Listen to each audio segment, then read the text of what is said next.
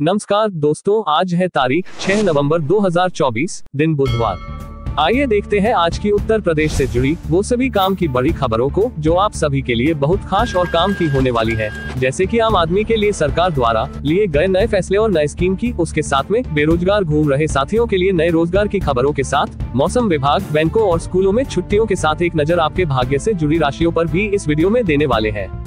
तो चलिए शुरू करते हैं आज की पहली खबर से। शनि की मार्गी चाल का 5 राशियों पर प्रभाव। 15 नवंबर से शनि अपनी मूल त्रिकोण राशि कुंभ में सीधी चाल में प्रवेश करेंगे, जिससे मेष और कुंभ सहित 5 राशियों को लाभ मिलेगा। ज्योतिषियों के अनुसार शनि के मार्गी होते ही रुके हुए कार्य पूरे होंगे और आर्थिक लाभ भी मिल सकता है। विशेषज्ञों का कहना है कि कुंभ राशि के जातकों के कार्यों में रुकावटें समाप्त होंगी और सफलता प्राप्त होगी।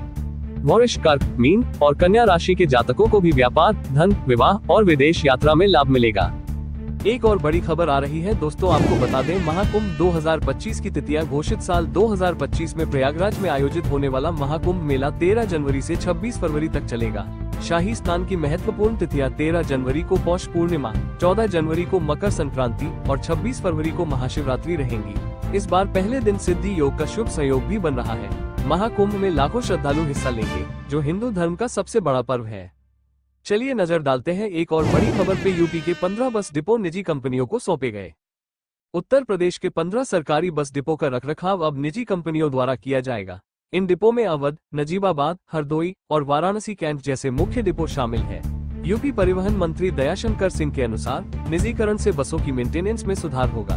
भविष्य में अन्य डिपो भी इसी मॉडल पर दिए जा सकते हैं। अब इधर देखिए, अगली खबर आ रही है। यूपी में डीजीपी चयन प्रक्रिया में बदलाव। योगी सरकार ने डीजीपी के चयन के लिए नया नियम लागू किया है। इसके तहत 6 सदस्यीय समिति का गठन होगा, जिसमें उच्च न्यायालय के सेवानिवृत्त न्यायाधीश और अन्य वरिष्ठ अधिकारी शामिल होंगे। सपा प्रमुख अखिलेश यादव ने इस निर्णय पर सवाल उठाया है कि क्या इस व्यवस्था से लखनऊ को दिल्ली से अधिक स्वतंत्रता मिल जाएगी। एक और बड़ी खबर आ रही है दोस्तों, आपको बता दें, जेवर एयरपोर्ट से जुड़ेगा चोला रेलवे स्टेशन।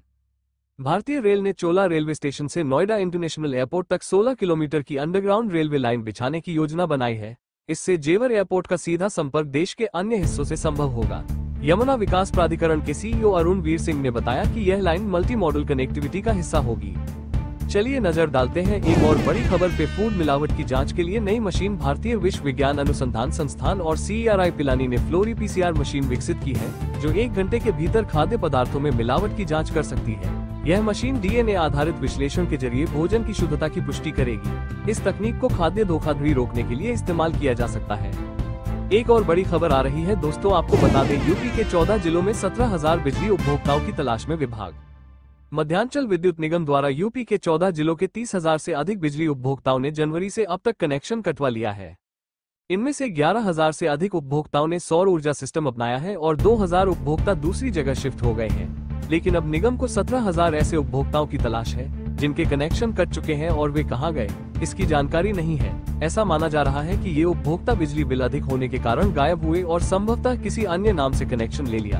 अब निगम प्रत्येक जिले में स्थलीय सत्यापन शुरू कर रहा है ताकि इन उपभोक्ताओं का पता लगाया जा सके। अब इधर देखिए, अगली खबर आ रही है। दिवाली के बाद यूपी की हवा जहरीली, कई जिले येलो जोन में। यूपी के पश्चिमी हिस्से के कई जिलों की हवा दिवाली के बाद से जहरीली हो गई है। गाजियाबाद, पीलीभीत, मेरठ, हापुड़ और बुलंदशहर समेत कई जिले येलो जोन में हैं। इनमें से मेरठ का AQI 441 है, जो सबसे अधिक है।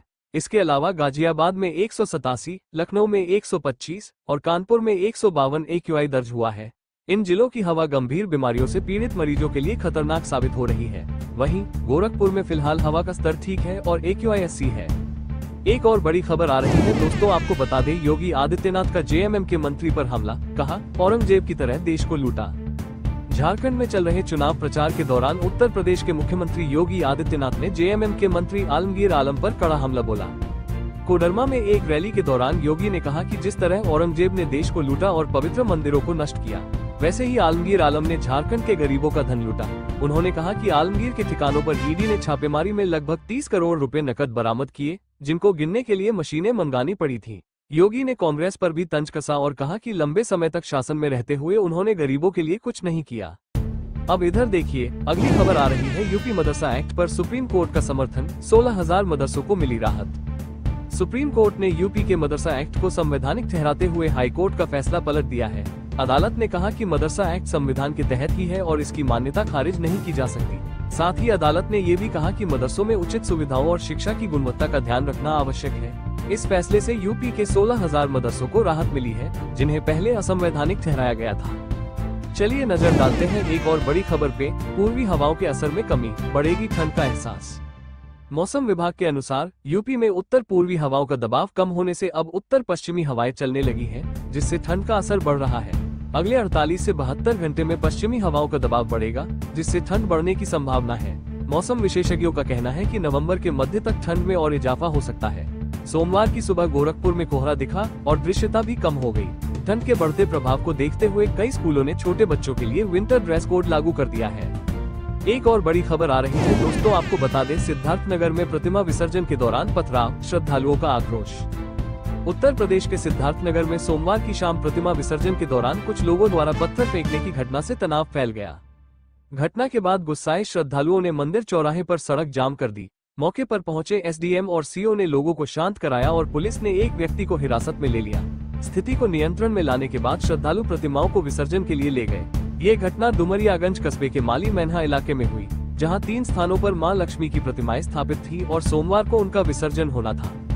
अब इधर देखिए, अगली खबर आ रही है हमीरपुर में सपा में बगावत, तमाम नेता हुए अलग। उत्तर प्रदेश के हमीरपुर जिले में समाजवादी पार्टी में बड़े स्तर पर बगावत का दौर शुरू हो गया है। दशकों से जुड़े जिला महासचिव और सचिव समेत कई नेताओं ने पार्टी से अलग होकर आजाद पार्टी का दामन थाम लिया है। इन नेताओं ने पार्टी में उपेक्षा का आरोप लगाया है, जिसके कारण सपा में हड़कंप मचा हुआ है। पूर्व में सपा ने हमीरपुर महोबा सीट पर बड़ी जीत दर्ज की थी, मगर हालिया बगावत से पार्टी कमजोर होती दिख रही है। हमीरपुर के कई जमीनी नेताओं ने भी पार्टी से बाहर जाने का रुख अपनाया है। एक और बड़ी खबर आ रही है दोस्तों, आपको बता दें, खड़गे का बयान, बांटने वाले भी तुम और काटने वाले भी। कांग्रेस अध्यक्ष मल्लिकार्जुन खड़गे ने मंगलवार को रांची में एक रैली के दौरान सीएम योगी आदित्यनाथ के बयान पर पलटवार किया। खड़गे ने कहा, बांटने वाले भी तुम हो और काटने वाले भी। उन्होंने पीएम मोदी और अमित शाह पर भी निशाना साधा। कहा कि बीजेपी बार बार झूठ बोलकर लोगों को बांटने का प्रयास कर रही है। झारखंड में 13 और 20 नवंबर को विधानसभा चुनाव के लिए वोटिंग होनी है, जिस कारण राजनीतिक बयानबाजी का दौर तेज हो गया है। अब इधर देखिए, अगली खबर आ रही है वोडाफोन और एयरटेल के बीच विवाद, ग्राहकों पर पड़ेगा असर। वोडाफोन आइडिया को सरकार द्वारा स्पेक्ट्रम बैंक गारंटी में छूट देने पर विचार किया जा रहा है, जिससे एयरटेल नाराज है।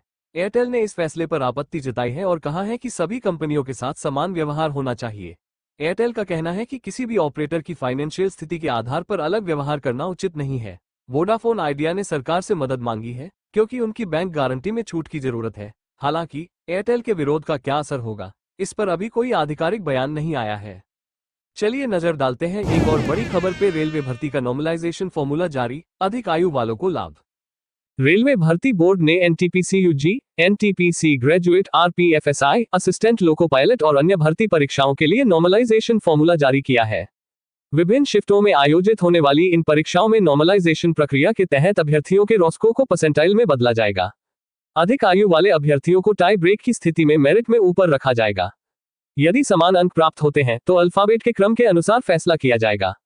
तो दोस्तों, ये थी आज की कुछ महत्वपूर्ण खबरें और जानकारियां जो आपके लिए बेहद उपयोगी साबित हो सकती है।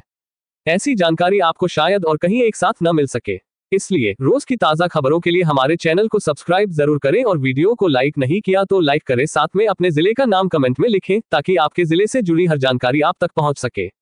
धन्यवाद। जय हिंद, जय भारत।